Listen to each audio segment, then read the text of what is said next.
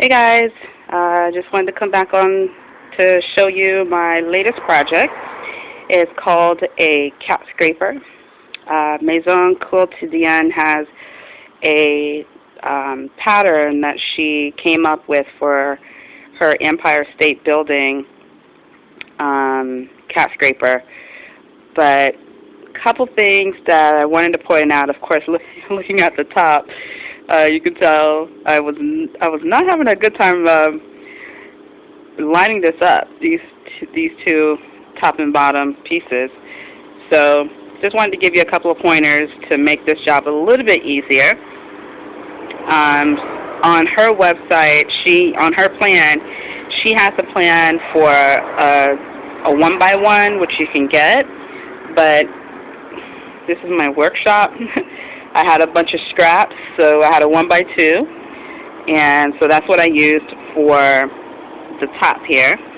The bottom, I had a 1x12, so I used that, sanded that down, and then used the Craig jig to put the 1x2 up straight. The other thing is, on her website, she says that she used a craft knife. To make your life easier, go to the dollar store and pick this thing up. It comes in different colors. It's called a breakaway knife. And what it does is, as the blade gets used, you're able to break away the other pieces. You probably can't see that line right there. This piece in the back comes off. There's different ways that it comes off, but usually if it either pushes up or you push this button and it comes out, and you're able to break the piece of knife in here. Make sure you wear your safety glasses so that way you don't, accidentally have a piece of the knife in your eye. So you want to break it away from yourself. Another thing that I did different was I used a framing square because I have a couple of these. It made my life a lot easier.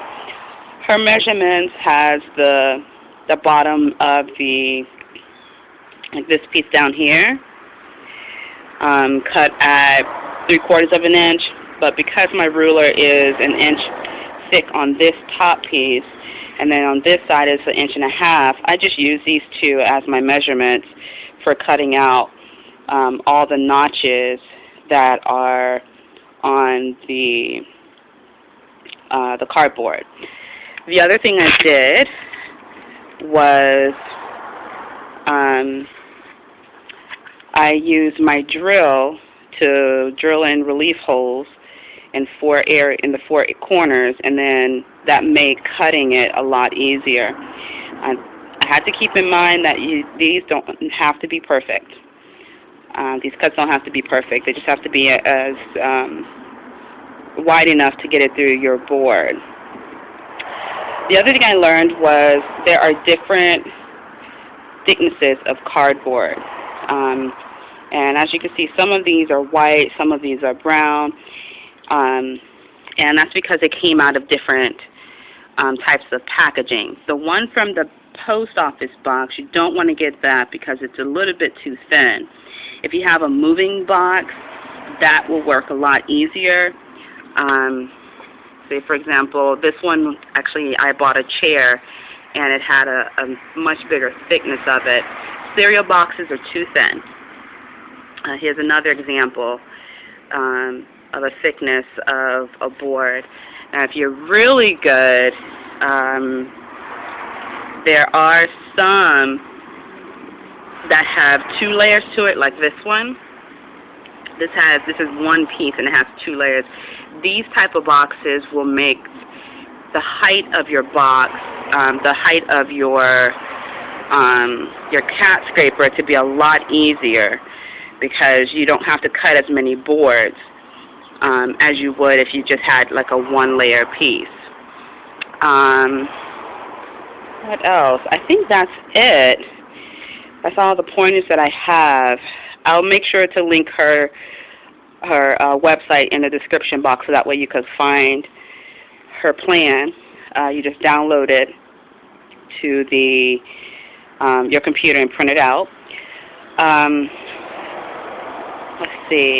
There was something else I was going to tell you. Oh, when it came to cutting this, the top pieces, she has on her website a couple of different ways that you can do that. For me, I'm going to do this project over again because it was so much fun. I'm going to next time cut these two completely off and then build it almost to the point to the top of the building. This stack in the middle from here to here is 17 inches tall.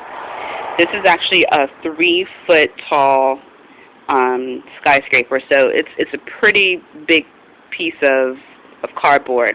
Luckily, the largest piece at the bottom, they are 8 by 10, so it's very doable. If you have a Sam's or a BJ's or some type of wholesale store who have free boxes, I would go ahead and raid them. Another place you can get free boxes, of course, is the supermarkets and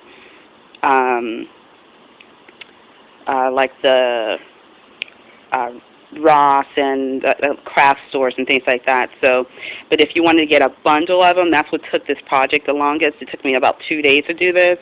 Was gathering the cardboard boxes and it being thick enough for me to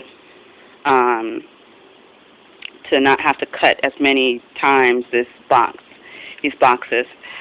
The last thing is make sure you use both hands when cutting, because you don't want to get tennis elbow from doing the same repetitious stroke with one hand. Switch out both of the hands. One might be, of course, better than the other as far as cutting, but if you take your time and you cut, and you make your cut, your elbows and your arms will thank you. All right then, until next time.